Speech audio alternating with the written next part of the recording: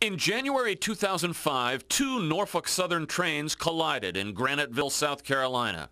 A tank car filled with chlorine ruptured, releasing about 60 tons of chlorine gas. 9 people were killed, hundreds more were treated for chlorine exposure.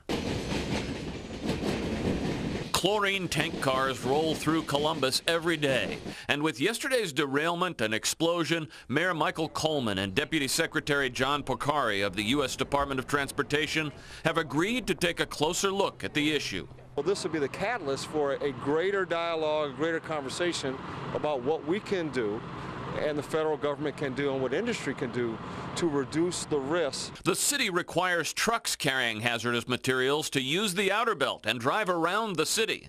And yet tank cars filled with ammonia and chlorine, classified by some as potential weapons of mass destruction, roll right on through. This is crazy to be unnecessarily bringing these cargoes through our major cities. Rail safety expert Fred Millar says government should force the rail industry to reroute hazardous materials, but he says the industry has a strong lobby.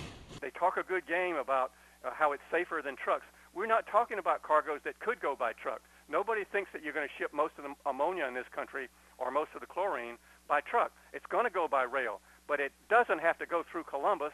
Porcari says the government does have some restrictions and says safety trumps all else. Here in Columbus, with cities throughout America, the cities grew up around their railroads, and where alternative routing makes sense, that's something that we're looking very closely at. Ted Hart, NBC4.